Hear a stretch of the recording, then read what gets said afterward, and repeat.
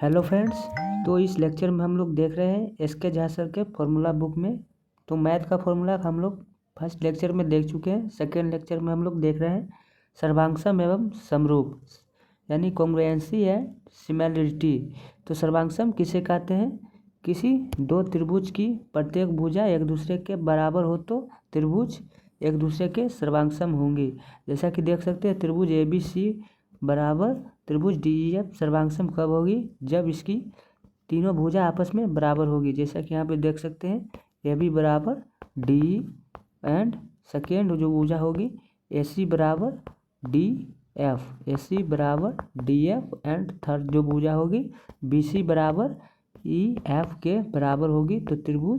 तो त्रिभुज सर्वांगसम होंगे। तो चलिए नेक्स्ट हम लोग आगे बढ़ते हैं। यही था सर्वांगसम के रूल। अब आ गए हम लोग सर्वांगसम की शर्तें, कंडीशन ऑफ कॉन्ग्रुएंसी। तो सर्वांगसम की कौन कौन सी शर्तें हैं दोस्तों? तो तीन टाइप की शर्तें हैं। तो फर्स्ट हो गया कौन भुजा यानी एंगल साइड। तो नंबर 2 पे आ गए हम लोग भुजा यानी side angle side. And number 3 पे भुजा यानी कि साइड होगी। तो ये सर्वांगसम की शर्तें को पूरा करती है। तो चलिए नेक्स्ट हम लोग आगे बढ़ते हैं। तो दो त्रिभुज आपस में सर्वांगसम हो तो अब दोस्तों हम लोग देख रहे हैं दो त्रिभुज आपस में सर्वांगसम होंगे तो नंबर एरिया ऑफ त्रिभुज ABC जो होगा वो बराबर होगा एरिया ऑफ त्रिभुज DEF के। नंबर 2 बोल रहा है दोस्तों इसका जो हाइट होगा H1 और इसका जो हाइट होगा H2 के बराबर होगा। नंबर 3 जो बोल रहा है छोटी r इज इक्वल टू बड़ी r, यानी कि त्रिभुज ABC की जो अंतः त्रिज्या होगी वो त्रिभुज DEF के अंतः त्रिज्या के बराबर होगी।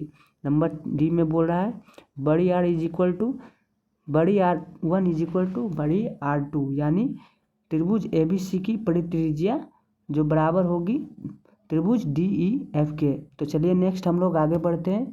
नेक्स्ट आगे क्या बोल रहा है दोस्तों? समरूपता यानी सिमिलरिटी को देखने वाले हैं। तो सिमिलरिटी में क्या बोलता है दोस्तों? यदि किसी त्रिभुज की संगत कोण आपस में बराबर हो तो त्रिभुज समरूप होंगे। यानी दोस्तों इसमें कोण आपस में बराबर हो गए तो त्रिभुज समरूप होंगे। जैसा कि यहाँ पे देख सकते हैं दोस्तों कोण A बराबर कोण D हो गया, कोण B बराबर कोण E हो गया एंड कोण C बराबर कोण F हो गया। तो त्रिभुज समरूप होंगी। 1 मिनट। तो चलिए नेक्स्ट हम लोग आगे बढ़ते हैं दोस्तों। आगे बोला जा रहा है यहाँ पर वही है समरूप का कंडीशन दिया गया है। जो कोण होंगे उसके सामने के भुजा के बराबर होंगे। यहाँ पे देख सकते हैं AC जो बराबर होंगी वो EF के बराबर होंगी। वहीं पे BC जो अपना हो गया नीचे वाला भुजा हो गया वो DE के बराबर होंगे। वहीं पे AB जो होगा वो DF के बराबर होंगी। तो चलिए नेक्स्ट हम लोग आगे बढ़ते हैं। तो आगे दोस्तों बोल रहा है 1 मिनट। हाँ, त्रिभुज के समरूप की शर्तें, condition of similarities of triangle. तो चलिए नेक्स्ट आगे बढ़ते हैं। तो त्रिभुज की कौन कौन सी शर्तें हैं उसको हम लोग देखने वाले हैं। तो पहला हो गया अपना कोण यानी एंगल। नंबर 2 पे हो गया कोण यानी एंगल। नंबर 3 पे हो गया प्रत्येक सर्वांगसम त्रिभुज समरूप होते हैं। तो दोस्तों यहाँ पे क्वेश्चन डायरेक्ट आ जाएगा कि प्रत्येक सर्वांगसम क्या त्रिभुज हो सकते हैं? तो हाँ हो सकते हैं, लेकिन प्रत्येक समरूप सर्वांगसम नहीं हो सकते हैं। तो चलिए हम लोग आगे बढ़ते हैं, प्रमेय को देखते हैं। तो सबसे पहला मेरा आ गया थेल्स प्रमेय। तो दोस्तों थेल्स प्रमेय क्या कहता है? तो थेल्स प्रमेय कहता है त्रिभुज, यहाँ पे देख सकते हैं त्रिभुज ABC दिया गया है, उसमें एक छोटा सा त्रिभुज ADE दिया गया है। तो DE जो होगा वो BC के परपेंडिकुलर होगा, तो वही दिया गया है। तो त्रिभुज समरूप होगा, यानी कि जो छोटी त्रिभुज की भुजा होगी वो बड़ी त्रिभुज की भुजा के बराबर हो गई है, सामने की भुजा बराबर हो तो त्रिभुज समरूप होती है। जैसे कि यहाँ पे देख सकते हैं जो AD है वो AB के बराबर होना चाहिए, वहीं पे AE जो है वो AC के बराबर होना चाहिए। वही दोनों भुजा जो है आपस में जो समांतर है वो भी आपस में बराबर होना चाहिए तो त्रिभुज समरूप होती है। तो चलिए नेक्स्ट हम लोग आगे बढ़ते हैं। 1 मिनट मैं इसको अरेंज कर लेता हूँ। तो नेक्स्ट आगे बोल रहा है मध्य बिंदु प्रमेय यानी mid point theorem. Mid point theorem क्या कहता है दोस्तों? तो 1 मिनट, तो मिड पॉइंट थ्योरम को यहाँ पे 1 मिनट मैं बता दे रहा हूँ। अगर किसी त्रिभुज की दो भुजा के मध्य बिंदु को आपस में मिलाया जाता है तो वह तीसरी भुजा के समानांतर होती है। तो दोस्तों यहाँ पर देख सकते हैं क्या बोल रहा है, दो भुजा के मध्य बिंदु को आपस में मिला देते हैं तो दोस्तों वह तीसरी भुजा के समानांतर होती है। जैसा कि यहाँ पर देख सकते हैं एक त्रिभुज है जो कि ABC दिया गया है, यानी दो भुजा हो गया अपना AB और AC के मध्य बिंदु, यानी AB के मध्य बिंदु और AC के मध्य बिंदु एक समानांतर रेखा दे देते हैं तो वो सामने वाली भुजा के बराबर हो जाती है, तो इसी को मध्य बिंदु प्रमेय कहते हैं। तो चलिए नेक्स्ट हम लोग आगे बढ़ते हैं। आगे बोल रहा है कोण यानी एंगल। तो इसमें क्या होगा, अगर कोण भी बराबर हो गए तो त्रिभुज समरूप होती है। यहाँ पर देख सकते हैं दोस्तों AB 1 मिनट, हाँ यहाँ पर देख सकते हैं AB बटे AD, थोड़ी छोटी वाली भुजा बराबर बटे में बड़ी वाली भुजा आपस में बराबर होगी जब AE बटे AC होगी। उसी टाइप से जो समानांतर भुजा है DE बटे में BC बराबर होगी, तो ये 1/2 में विभाजित करती है। ये कोण की प्रमेय है। चलिए नेक्स्ट हम लोग आगे बढ़ते हैं। तो नेक्स्ट क्या बोल रहा है दोस्तों, त्रिभुज के प्रकार, टाइप्स ऑफ ट्रायंगल। तो त्रिभुज के प्रकार दो टाइप के आधार पर किया गया है, पहला भुजा के आधार पर, दूसरा कोण के आधार पर। तो चलिए हम लोग देखते हैं, पहले भुजा के आधार पर यानी विषमबाहु त्रिभुज एंड समद्विबाहु त्रिभुज, थर्ड हो गया समबाहु त्रिभुज। एंड कोण के आधार पर भी 3 टाइप के हैं, निम्न कोण, अधिक कोण एंड समकोण। तो how to identify a triangle, त्रिभुज को कैसे पहचाने। तो यहाँ पर बताया गया दोस्तों त्रिभुज ABC दिया गया है, A होगा बड़ा होगा किससे, B से, B बड़ा होगा किससे, C से। तब निम्न कोण का मान कितना होगा दोस्तों, A का स्क्वायर बड़ा होगा B² प्लस C² से। यानी ये बोल रहा है दोस्तों, यानी A का मान जो होगा वो सबसे छोटा होगा और B प्लस C के मान से। तो चलिए नेक्स्ट हम लोग आगे बढ़ते हैं। तो नेक्स्ट हम लोग 1 मिनट, इसको मैं ऑफ कर लेता हूँ। अधिक कोण कब होगा दोस्तों, जब A का मान यानी कोण A का मान जो होगा कोण B का मान और कोण C के मान के बड़ा होगा तो उसे अधिक कोण कहते हैं। यानी थीटा बराबर होगा 90 डिग्री से कब होगा, जब बड़ा होगा तब अधिक कोण होगा, यानी 120 डिग्री 1 मिनट, यानी कि थीटा का मान जब 90 डिग्री से बड़ा होगा तो उसे अधिक कोण कहते हैं। यानी यहाँ से 91 डिग्री से लेकर के 180 डिग्री तक के कोण को अधिक कोण कहते हैं। तो चलिए नेक्स्ट आगे बढ़ते हैं। तो नेक्स्ट क्या कह रहा है दोस्तों, 1 मिनट, हाँ तो नेक्स्ट बोल रहा है दोस्तों समकोण। समकोण क्या कहते हैं दोस्तों, ये होगा A² बराबर B² प्लस C², यानी कि ये 90 डिग्री के मान को समकोण कहते हैं। जब थीटा बराबर 90 डिग्री होगा तो वो समकोण होगा, जब थीटा डिग्री का मान 90 डिग्री से छोटा होगा तो वो निम्न कोण होगा, जब थीटा का मान 90 डिग्री से बड़ा होगा तो वो अधिक कोण का मान होगा। तो चलिए हम लोग नेक्स्ट आगे बढ़ते हैं। 1 मिनट मैं इसको इरेज कर लेता हूँ। तो नेक्स्ट हम लोग क्या दोस्तों सेंटर ऑफ ट्रायंगल यानी त्रिभुज के केंद्र की ओर पढ़ते हैं। तो 4 टाइप के होते हैं, केंद्र, अंतः केंद्र एंड परिकेंद्र, नंबर 3 पे केंद्रक यानी सेंट्रॉइड, नंबर 4 पे है लंब केंद्र ऑर्थो सेंटर। तो सबसे पहले हम लोग देखने वाले हैं अंतः केंद्र यानी इन सेंटर को। तो कोण समद्विभाजक यानी इसके अंदर आता है कोण समद्विभाजक यानी एंगल बाइसेक्टर। तो एंगल बाइसेक्टर भी 2 टाइप का होता है, अंतः कोण समद्विभाजक एंड बाह्य कोण समद्विभाजक। तो सबसे पहले हम लोग देखने वाले अंतः कोण समद्विभाजक में कि क्या बोलता है, अंतःकोण समद्विभाजक में त्रिभुज ABC के अंदर जो कोण है वो दो त्रिभुज मतलब कि समद्विभाजक करता है, और बाह्य कोण में समद्विभाजक बाहर करता है, बाहर करता है। मतलब कि यहाँ पे देख सकते हैं AB जो बराबर होगा वो AC के बराबर होगा, वहीं BD जो बराबर होगा वो DC के बराबर होगा। वहीं बाह्य कोण समद्विभाजक में AB जो बराबर होगा वो AC के बराबर होगा, सॉरी AC यहाँ है, और जो BD होगा बड़ी वाली भुजा वो छोटी वाली भुजा के बराबर होगा। तो चलिए नेक्स्ट हम लोग आगे बढ़ते हैं, 1 मिनट। तो नेक्स्ट हम लोग देख रहे हैं दोस्तों अंतःकेंद्र यानी इन सेक्टर। अंतःकेंद्र किसे कहते हैं, तो अंतःकेंद्र के निर्माण अतः कोण समद्विभाजक के कटान बिंदु होता है, यानी अंदर के केंद्र जो हम लोग कटान करते हैं, समद्विभाजक का कटान करते हैं, उसे ही अंतःकेंद्र कहते हैं। तो यहाँ पर देख सकते हैं दोस्तों कोण B से जो बाइसेक्टर खींचा गया है, एंड कोण C से जो बाइसेक्टर खींचा गया है, एंड कोण A से जो बाइसेक्टर खींचा गया है, उसके जो यहाँ पे जो बिंदु पे कटा है उसे ही अंतःकेंद्र कहते हैं। अब दोस्तों हम लोग आ गए हैं अंतः त्रिज्या यानी इन रेडियस। तो इन रेडियस किसे कहते हैं, चूँकि अंतःकेंद्र भुजा से समदूरस्थ होती है, अतः अंतःकेंद्र से भुजा पर डाला गया लंब अंतः त्रिज्या कहलाता है। यानी दोस्तों क्या कह रहा है, यहाँ पे जो त्रिभुज था, यहाँ पे काटा था, बाइसेक्टर काटा था, यहाँ पे जो लंब डाला गया है ABCDEF, और वो जो OD होगा और या फिर FO होगा या फिर OC होगा, ये ही अंतः त्रिज्या होगा।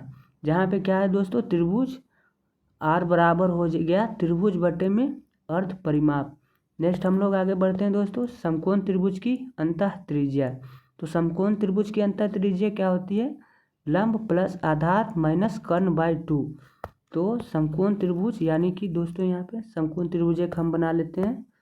तो समकोण त्रिभुज हम लोग बना लिए, तो इसका अंतः त्रिज्या यानी अंदर की त्रिज्या का क्या होगी, R बराबर यानी लंब का स्क्वायर प्लस बेस का स्क्वायर माइनस कर्ण का स्क्वायर यानी हाइपोटेनियस का स्क्वायर बटे में 2।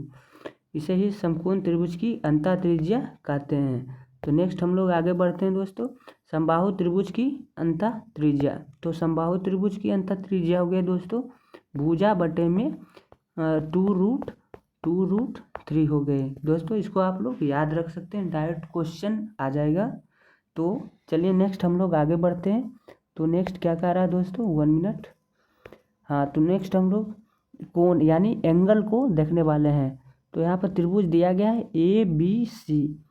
तो त्रिभुज ABC में एंगल फर्स्ट में क्या बोल रहा है, कोण B1, यहाँ पे देख सकते हैं BIC1, यानी कि इस त्रिभुज की बात कर रहे हैं ऊपर वाले का, जो बराबर होगा 90 डिग्री प्लस कोण A/2 के। जो यहाँ पे दोस्तों देख सकते हैं ABC दिया गया है, और यहाँ पर एक त्रिभुज बनाया गया है BIC के, जो तो BIC जो ये वाला होगा एंगल, ये कितना होगा दोस्तों 90 डिग्री प्लस कोण A/2 के बराबर होगा। तो चलिए नेक्स्ट हम लोग आगे बढ़ते हैं। कोण BI यानी कि ये एंगल बोल रहा है दोस्तों BI2C जो बराबर होगा वो 90 डिग्री माइनस कोण A/2 के बराबर होगा। इसको दोस्तों आप लोग ध्यान में रखिएगा, यानी ऊपर वाले कोण को रहेगा तो 90 डिग्री प्लस कोण A/2 होगा, वहीं नीचे वाले कोण का रहेगा मान बोलेगा तो 90 डिग्री माइनस कोण A/2 होगा। तो चलिए नेक्स्ट हम लोग आगे बढ़ते हैं। नेक्स्ट बोल रहा है दोस्तों कोण BI1C प्लस कोण BI2C is equal to 180 degree होगा। यानी कि दोस्तों यहाँ पर देख सकते हैं 180 डिग्री का कोण बना रहा है। दोनों कोण को अगर जोड़ देंगे तो वो 180 डिग्री होगा। नंबर 4 पे क्या बोल रहा है दोस्तों, तो नंबर 4 पे त्रिभुज दिया गया है, 1 मिनट। हाँ, तो त्रिभुज ABC, यहाँ पे त्रिभुज ABC बराबर होगा त्रिभुज BDC। तो BD होगा अंतः कोण समद्विभाजक बी डी अंतः कोण समद्विभाजक एंड सी डी जो होगा बाय कोण समद्विभाजक होगा। ये हो गया अंतः कोण समद्विभाजक दोस्तों, ये हो गया बाय कोण समद्विभाजक।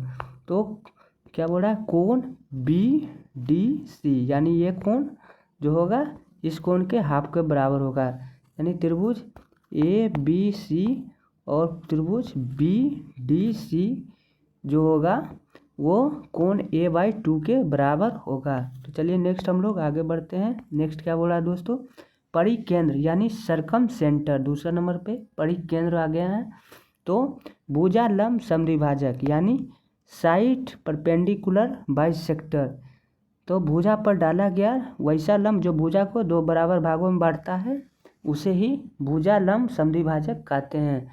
तो यहाँ पर देख सकते हैं दोस्तों, ये कब होगा, जब हम लोग 1 मिनट, हाँ, जब हम लोग समबाहु त्रिभुज लेंगे तो यहाँ पर समबाहु त्रिभुज में क्या होगा दोस्तों, दो बराबर भागों में भुजा को विभाजित करता है, तो उसे ही भुजा लंब समद्विभाजक कहते हैं।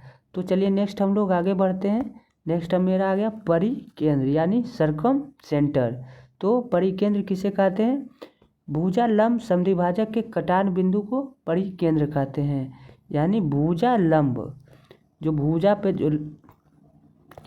पे जो लंब डाला गया है दोस्तों, यहाँ पर देख सकते हैं ए बी पे जो लंब डाला गया है, वहीं ए सी पे जो लंब डाला गया है, वहीं बी सी के जो लंब डाला गया है, इस पे जो कटान बिंदु होता है उसे ही परिकेंद्र कहते हैं। तो परिकेंद्र किसे कहते हैं दोस्तों, भुजा पर डाला गया लंब पर जो कटान बिंदु को परिकेंद्र कहते हैं। तो चलिए नेक्स्ट हम लोग आगे बढ़ते हैं, परित्रिज्या। तो परित्रिज्या यानी सरकम रेडियस किसे कहते हैं, परिकेंद्र कोण से समान दूरी पर होती है अतः इसे परित्रिज्या कहते हैं। तो जो कोण हो बनाता है, कोण पे से जो काटता है उसे ही परित्रिज्या कहते हैं। उसमें क्या था दोस्तों, साइड पे से जो लंब डाला था वहाँ पे से कटान बिंदु को परिकेंद्र कह रहे थे। यहाँ पे परित्रिज्या जो हो गया कोण पे से जो लंब डाला गया है और उसे काटता है उसे ही परित्रिज्या कहते हैं। तो नेक्स्ट हम लोग आगे बढ़ते हैं दोस्तों। नेक्स्ट क्या बोल रहा है, यहाँ पे परित्रिज्या बोल रहा है जो आर होता है वो ए बी सी बटे में 4 गुना त्रिभुज के बराबर होता है। तो चलिए नेक्स्ट हम लोग आगे बढ़ते हैं। नेक्स्ट क्या कह रहा है दोस्तों, 1 मिनट, हाँ, तो समकोण त्रिभुज की परित्रिज्या। अब हम लोग आ गए दोस्तों, समकोण त्रिभुज की परित्रिज्या क्या होती है, वो होती है कर्ण/2 के बराबर।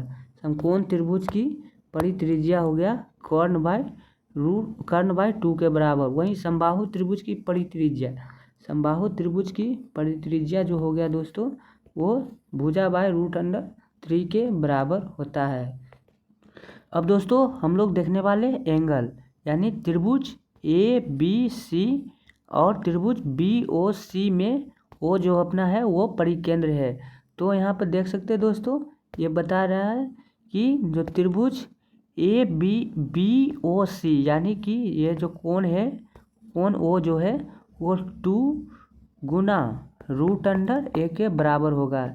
यानी कि मान लिया जाए कोण बी ओ सी का मान 80 डिग्री है, तो ये जो कोण ए का मान हो जाएगा, कोण ए बी ए सी का मान हो जाएगा वो 2 गुना में 80 डिग्री हो जाएगा। तो वो यानी 1 मिनट का हो गया, 1 मिनट यानी 160 डिग्री के बराबर हो जाएगा। तो चलिए नेक्स्ट हम लोग आगे बढ़ते हैं दोस्तों। तो आगे क्या बोल रहा है, 1 मिनट, मैं इसको इरेज कर लेता हूँ। हाँ, तो नेक्स्ट अब मेरा आ गया केंद्रक यानी सेंट्रॉइड। तो दोस्तों सेंट्रॉइड किसे कहते हैं, यानी माध्यिका। किसी त्रिभुज के शीर्ष से सम्मुख भुजा के मध्य बिंदु को मिलाने वाली रेखा को माध्यिका कहलाती है। यानी दोस्तों त्रिभुज ABC दिया गया है और त्रिभुज ABC में त्रिभुज कोण ए से मिलाने वाली रेखा BC पे जो लंब डालता है उसे ही माध्यिका कहते हैं और इसे 2 बराबर भागों में बांटती है। नेक्स्ट हम लोग आगे बढ़ते हैं दोस्तों, केंद्रक सेंट्रॉइड यानी माध्यिका के कटान बिंदु को केंद्रक कहते हैं। जो 2 भागों में बांटा था दोस्तों उसी को कटान बिंदु, बहुत सारे माध्यिका के कटान बिंदु को केंद्रक कहते हैं। तो प्रॉपर्टी क्या होता है, जो प्रत्येक कटान बिंदु होती है उसे माध्यिका 2:1 में विभाजित करती है। जैसा कि यहाँ पे देख सकते हैं दोस्तों, AG अनुपात GD जो होगा वो 2:1 में विभाजित करेगा। वहीं पे CG 1 मिनट, CG कहाँ है, CG अनुपात GF जो होगा वो 2:1 में विभाजित करेगा। वहीं BG अनुपात GE जो होगा वो भी 2:1 में विभाजित करेगा। तो चलिए नेक्स्ट बी में क्या बोल रहा है दोस्तों, जो 3 times of AB plus BC plus AC जो बड़ा होगा छोटा होगा 4 times of AD plus BE AD sorry 1 minute AD plus BE plus FC के छोटा होगा। तो नेक्स्ट हम लोग आगे बढ़ते हैं दोस्तों, ये काफ़ी ज़्यादा इम्पोर्टेंट है। तो नेक्स्ट क्या बोल रहा है, उसी को दोस्तों अगर हम लोग स्क्वायर कर देंगे, यानी AB का स्क्वायर कर देंगे प्लस BC का स्क्वायर कर देंगे प्लस AC का स्क्वायर कर देंगे, और ये 4 यहाँ यही था, और 3 अगर भागा में दे देंगे तो ये 4/3 टाइम्स ऑफ AD का स्क्वायर प्लस BE का स्क्वायर प्लस CF का स्क्वायर के बराबर हो जाएगा। तो चलिए नेक्स्ट हम लोग आगे बढ़ते हैं। आगे क्या कह रहा है दोस्तों, तो आगे बोला है त्रिभुज ABC का क्षेत्रफल जब माध्यिका पता हो तो 4/3 इंटू माध्यिका से बने त्रिभुज का क्षेत्रफल होगा। तो त्रिभुज ABC का जो क्षेत्रफल होगा वो क्या होगा दोस्तों, 4 टाइम्स ऑफ माध्यिका से बने त्रिभुज का क्षेत्रफल होगा। तो चलिए नेक्स्ट हम लोग आगे बढ़ते हैं। आगे क्या बोल रहा है, 1 मिनट, हाँ E नंबर में बोल रहा है दोस्तों, माध्यिका त्रिभुज के क्षेत्रफल के 2 बराबर भागों में बांटता है। दोस्तों मैंने पहले भी बात कर चुका हूँ, माध्यिका जो होता है त्रिभुज के 2 बराबर भागों में बांटती है। यहाँ पर देख सकते हैं दोस्तों क्या होगा, त्रिभुज ABD जो बराबर होगा त्रिभुज ADC के बराबर होगा। तो चलिए नेक्स्ट हम लोग आगे बढ़ते हैं। नेक्स्ट क्या बोल रहा है दोस्तों, नेक्स्ट बोल रहा है लंब केंद्र यानी ऑर्थो सेंटर किसी त्रिभुज के शीर्ष से मिलाने वाले किसी त्रिभुज के शीर्ष से सामने वाले भुजा पर डाले गए लंब के कटान बिंदु को लंब केंद्र कहते हैं। तो यहाँ पे दोस्तों बोल रहा है किसी त्रिभुज के शीर्ष से, यानी शीर्ष हो गया अपना A हो गया, शीर्ष अपना B हो गया, शीर्ष अपना C हो गया, से सामने वाले भुजा पर, सामने वाले भुजा यानी मान लीजिए A से हम लोग डाल रहे हैं तो सामने वाला भुजा BC हो जाएगा, वहीं B से हम लोग डाल रहे हैं तो सामने वाला भुजा AC हो जाएगा, वहीं C से हम लोग सामने वाले भुजा क्या हो जाएगा, AB हो जाएगा। पर डाले गए लंबों के कटान बिंदु को लंब केंद्र कहते हैं। कटान बिंदु कहाँ पे आएगा दोस्तों, इन दोनों को जहाँ पे काटेगा उसे ही लंब केंद्र कहते हैं। तो चलिए नेक्स्ट हम लोग आगे बढ़ते हैं। नेक्स्ट क्या बोल रहा है दोस्तों, कोण BHC, यानी यहाँ पे हम लोग आ गए 1 मिनट में इसको इरेज कर लेता हूँ। कोण BHC, कोण BH 1 मिनट, कोण BHC प्लस कोण BAC, जो BAC होगा ये कोण और ये कोण जो होगा 180 डिग्री का होगा। वहीं पे कोण AHC प्लस कोण ACB होगा 180 डिग्री का होगा। और उसके बाद कोण AHC प्लस कोण ABC भी 180 डिग्री के बराबर होगा। तो चलिए नेक्स्ट हम लोग आगे बढ़ते हैं। नेक्स्ट नोट में दिया गया है किसी त्रिभुज में परिकेंद्र व अंतःकेंद्र के बीच की दूरी बराबर होती है कब, √R² - 2 बड़ी R इंटू छोटी R के बराबर। तो वहीं पे बड़ी R को परित्रिज्या कहते हैं और छोटी R को अंतः त्रिज्या कहते हैं।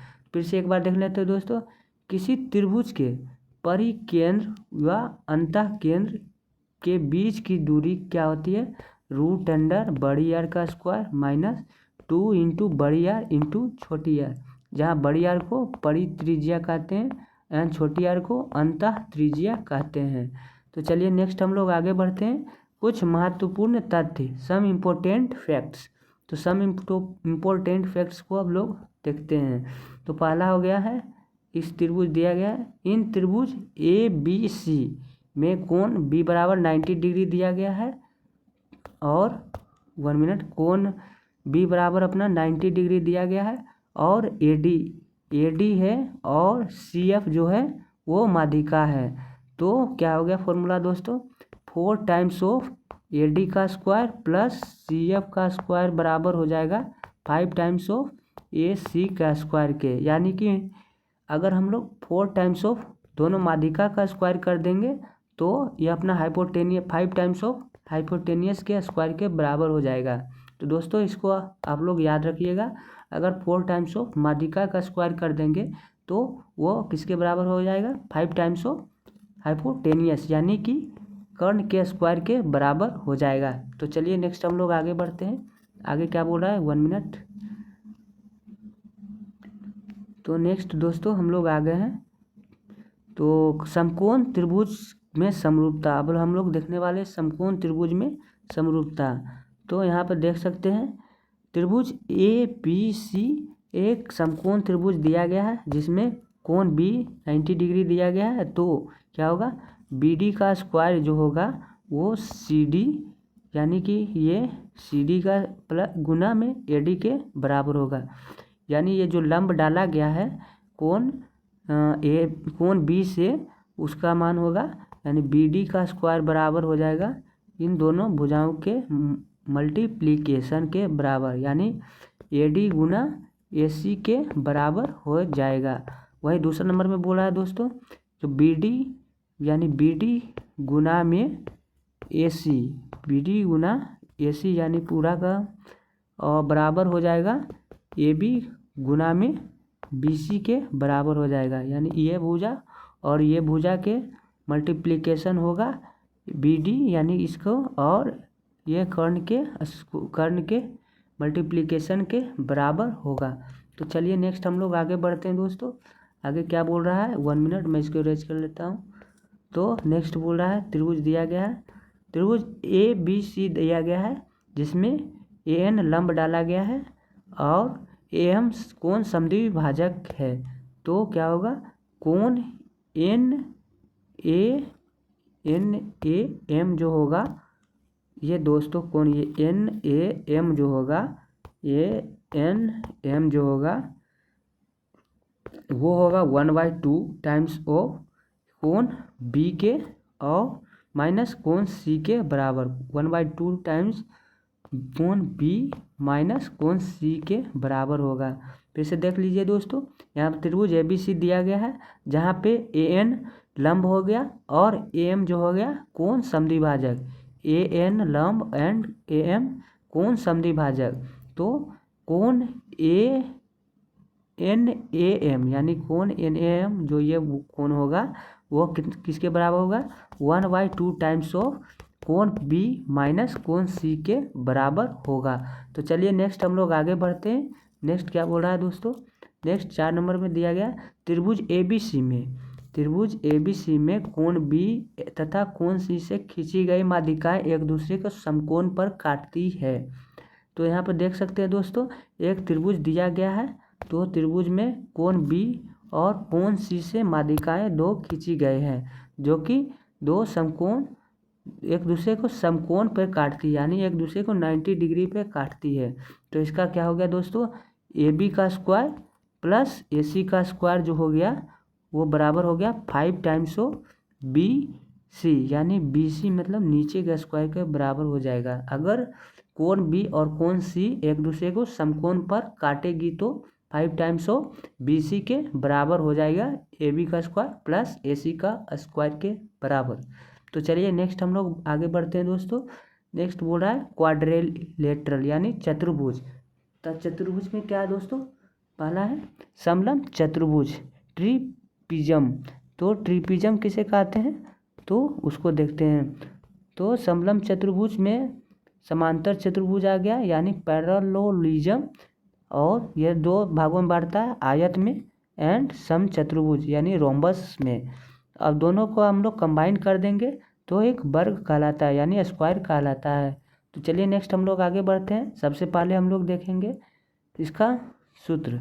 तो अगर कोई त्रिभुज चतुर्भुज दिया गया है उसके चारों कोनों का मान जो होता है वो 360 डिग्री होता है। तो बी नंबर में बोल रहा है चतुर्भुज का क्षेत्रफल किसे कहते हैं, तो 1/2 times of H1 plus H2 का into H1 plus H2 into AC, जहाँ पे H1 और H2 जो हो गया अपना हाइट हो गया, और AC यानी AC मीन्स भुजा हो गया जिस पे हाइट डाला गया है, लंब डाला गया है। नंबर सी में क्या कह रहा है दोस्तों, यदि किसी वृत्त एक चतुर्भुज ABCD के सभी भुजाओं को स्पर्श करता है तो AB प्लस CD बराबर जो होगा AB प्लस CD जो बराबर होगा वो AD प्लस BC के बराबर होगा। तो चलिए नेक्स्ट हम लोग आगे बढ़ते हैं। नेक्स्ट बोल रहा है दोस्तों समलंब चतुर्भुज यानी ट्रिपिज्म। तो ट्रिपिज्म को हम लोग देखते हैं। तो ट्रिपिज्म कब होगा दोस्तों, जब AB समानांतर CD होगा। नंबर 2, समलंब चतुर्भुज का क्षेत्रफल क्या होता है दोस्तों, तो इसको आप लोग याद रख लीजिएगा, यानी ट्रिपिज्म का जो क्षेत्रफल होता है 1/2 टाइम्स ऑफ AD गुना में CD इंटू हाइट। यहाँ पे जहाँ पे दोस्तों AD विकर्ण हो गया और CD भी विकर्ण हो गया, और विकर्ण पर से जो हाइट खींचा गया है उसे ही उसको मल्टीप्लाई कर देंगे। तो समलंब चतुर्भुज का क्षेत्रफल हो गया 1/2 times of AB into AD into height. तो चलिए AB प्लस CD इंटू में हाइट हो जाएगा। AB प्लस CD में AB यहाँ पे आ गया दोस्तों और AD ऊपर आ जाएगा, इसका जो हाइट होगा इसे मल्टीप्लाई कर देंगे। तो चलिए नेक्स्ट हम लोग आगे बढ़ते हैं। तो नेक्स्ट क्या बोल रहा है, अगर AC का स्क्वायर यानी विकर्ण का स्क्वायर, दोनों विकर्ण का स्क्वायर होगा, कब होगा, जब AD का स्क्वायर प्लस BC का square plus 2 times of AB and CD। तो चलिए नेक्स्ट हम लोग आगे बढ़ते हैं दोस्तों। आज के लिए इतना ही।